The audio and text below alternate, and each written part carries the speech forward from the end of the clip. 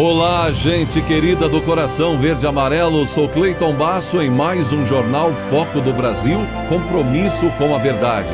Mais uma vez quero saber de qual lugar abençoado do nosso lindo Brasil ou do mundo você nos assiste. Diz aí, comente, deixe sua opinião, participe também do chat ao vivo e veja se o sino de notificações está ativado.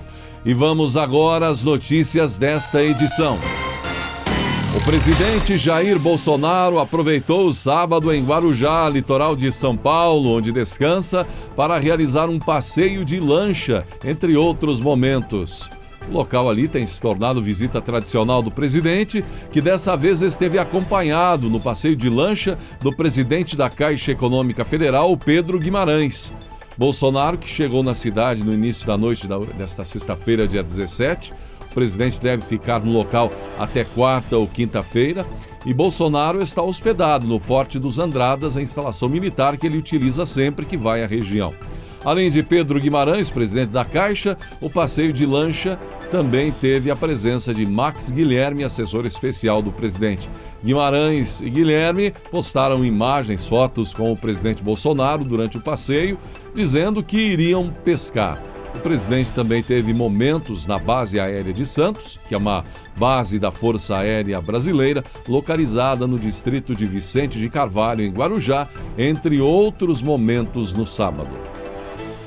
Um atentado contra Mourão foi o que pareceu ser, gente. Um homem embriagado furou o bloqueio de segurança do Palácio do Jaburu na madrugada deste sábado, dia 18, residência oficial do vice-presidente Hamilton Mourão, vice-presidente da República. O homem dirigiu um carro em velocidade acima do normal e só foi parado após os responsáveis pela segurança da área dispararem contra os pneus. O Palácio do Jaburu, como falamos, é a residência oficial do vice-presidente Hamilton Mourão. O episódio ocorreu por volta da 1h30 da madrugada. Antes de ser parado, o homem avançou com seu veículo na contramão, ultrapassando o bloqueio do Palácio do Jaburu sem autorização. Segundo a Secretaria Especial de Comunicação Social da Presidência da República, a polícia foi acionada. Após retirarem o homem do veículo, verificou-se que ele estava visivelmente embriagado. A equipe o conduziu ao Instituto Médico Legal e à Delegacia de Polícia Federal para os procedimentos de autuação, informou a SECOM. Para o vice-presidente Hamilton Mourão, tudo não passou de um susto. No fim desta semana, o escritório do Ratinho em São Paulo repercutindo nas notícias. O escritório fica no Alto da Lapa, onde ele mantém um estúdio de rádio para apresentar seus programas na rede massa de sua propriedade. É que o local foi vítima de assalto. Ratinho não estava no local no momento. No entanto, não deixou de ser um grande susto. Após o seu programa na televisão, ele viajou para Curitiba e só por isso não estava no local no momento do assalto. Estavam lá, porém, vários integrantes do programa e todo mundo tomou o maior susto, inclusive uma de suas assessoras, participantes também do programa, Milene Pavorô, Xaropinho, Bete Guzzo, foram surpreendidos pelos assaltantes. E os próprios aí, segundo depoimentos, também se surpreenderam ao saber que o imóvel pertencia a Ratinho, apresentador do SBT. O presidente Jair Bolsonaro anunciou em suas redes sociais que o governo federal já iniciou mais uma rodada de venda de ativos da União, conforme promessa de campanha de 2018. De enxugar a máquina pública e diminuir cada vez mais o número de bens acumulados nas últimas décadas, que demandam milhões de reais anualmente para custeio e manutenção por parte do governo federal, evidentemente, dinheiro público. E assim o governo do Brasil vendendo imóveis nobres em Brasília. Nesta nova rodada, são 88 ativos no Distrito Federal. Mais enxugamento de gastos ao brasileiro e retorno dos recursos para avanços de obras e soluções que o país mais precisa neste momento, comentou o presidente Bolsonaro em suas redes sociais. Segundo reportagem da Agência Brasil, as vendas foram iniciadas pelo Ministério da Economia nesta semana, em um feirão de imóveis em Brasília. Ao todo, 88 imóveis foram ofertados entre apartamentos funcionais e terrenos no Plano Piloto e uma casa no Lago Sul, região nobre da capital federal. Em novembro, a edição do Feirão de Imóveis ocorreu em Belo Horizonte. Foram 139 imóveis com maior potencial de venda. Em outubro, o Ministério da Economia fez na capital paulista um feirão com uma lista de 1.030 imóveis com maior potencial de venda elaborada pela Secretaria de Coordenação e Governança do Patrimônio da União. Em agosto, um feirão similar foi realizado no Rio de Janeiro. Na ocasião, 118 propostas foram recebidas para 21 imóveis. Qualquer pessoa física ou jurídica pode participar dos leilões. Veja você quanta coisa o governo brasileiro tem, coisas que não têm valia nenhuma para o bem comum. Imóveis que demandam alto custo para a manutenção, não é? Tem a desvalorização da parte física, mas, evidentemente, tem a valorização do terreno, enfim. Mas o brasileiro precisa disso? Se o governo não utiliza, para que isso? Tanto dinheiro faltando, não é mesmo? Isso é desperdício de dinheiro público manter imóveis de alto luxo para nada, não é? Tão desperdício de dinheiro público quanto o tal fundão eleitoral aprovado pelos senados e deputados, vetado pelo presidente, mas com o veto derrubado, como vimos agora, pelos ilustres deputados e senadores do Brasil. O petista Lula se reuniu em São Paulo com o senador Omar Aziz, o presidente da CPI extinta da pandemia do Senado. Aziz disse que os dois conversaram sobre o cenário político e eleitoral para 2022, quando o petista pretende disputar a presidência da República e o parlamentar a reeleição ao Senado pelo Amazonas. Será que o povo do Amazonas vai reeleger Aziz? Segundo o senador, Lula foi muito pé no chão ao comentar o resultado da última pesquisa da Datafolha, que apontou a possibilidade de o petista vencer a disputa presidencial já no primeiro turno, já que a pesquisa está totalmente diferente do que as ruas demonstram ou o Datapovo. Aziz comentou, ele falou, olha, já disputei várias eleições, tem que ir com muita cautela, pesquisa é reflexo do momento. Diz que tem que continuar conversando e trabalhando, relatou Aziz, animado em uma parceria com Lula. O ex-presidente da CPI da Covid contou que eles conversaram ainda sobre a Amazônia, desenvolvimento sustentável e medidas para combater a fome e o desemprego no Brasil. Foi uma conversa política sobre várias questões, mas principalmente uma questão que aflige a todos nós, a questão do desemprego, disse Omar Aziz sobre o encontro. Evidentemente, aí, uma união, depois de conversas, por exemplo, de Omar Aziz com Lula por telefone, de Renan Calheiros com Lula, isso suscita o quê? As suspeitas, não é?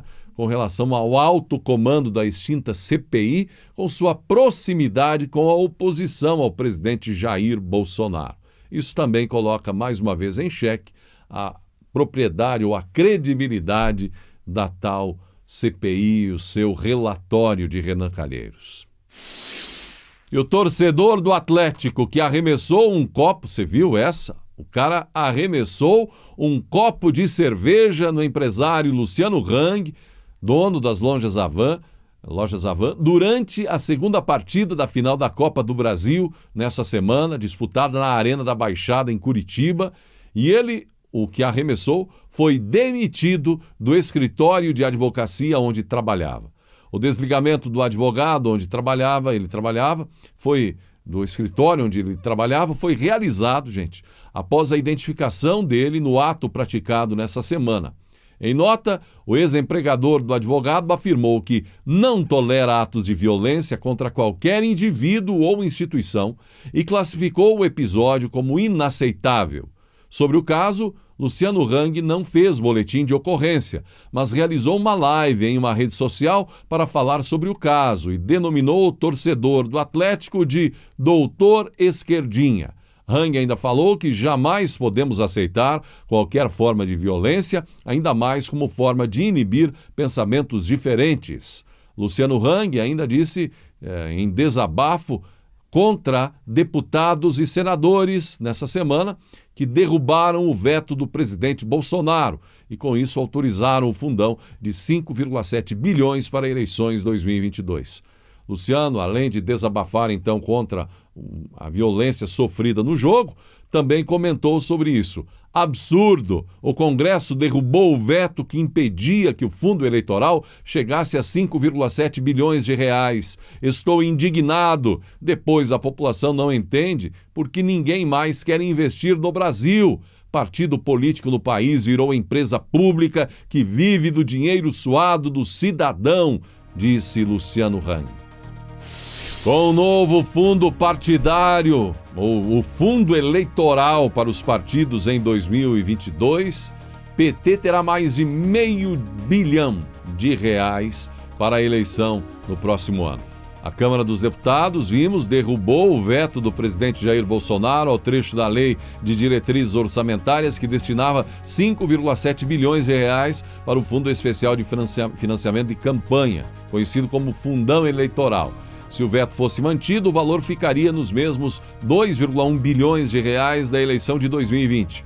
O fundo eleitoral, totalmente composto de dinheiro público, é uma nota de 100, de 200, uma em cima da outra, muito dinheiro, de puro dinheiro do povo brasileiro, do suor de cada cidadão, como falamos, do pedreiro que trabalha ao sol forte, do agricultor, do caminhoneiro que roda o país longe da família, enfrentando as dificuldades do nosso país, enfim, do empresário, do trabalhador de São Paulo, do Rio Grande, do Amazonas, de norte a sul, leste a oeste deste país. É o suor da dona de casa, as dificuldades de todo o povo brasileiro, de todos os profissionais deste país, do empresário e do trabalhador que paga o imposto, é o puro dinheiro, a nata do dinheiro que vai, então, para os partidos políticos usarem. E só o PT vai ficar com mais de R$500 bilhão para quê? Para falar que não houve roubo nas eleições, durante os governos do PT no Brasil, para dizer que são todos inocentes, não é? Para conquistar o voto do povo brasileiro usando muito dinheiro do próprio povo brasileiro. Então, é por isso que vimos muitos comentários no jornal anterior, quando falamos a notícia. Certamente você vai comentar neste o que acha desta vergonhosa verba para a campanha eleitoral, não é? 5,7 bilhões de reais para os partidos políticos. Enfim, o que dizer? Qual é a sua opinião, amigo brasileiro? E o ministro Tarcísio Gomes de Freitas visitou as obras da segunda ponte internacional no Rio Paraná, essa em construção, está sendo construída em Foz do Iguaçu, entre o Brasil e Paraguai. E é uma obra magnífica e de lá, da ponte, o próprio Tarcísio prestou contas ao presidente Bolsonaro e ao povo brasileiro sobre o andamento das obras.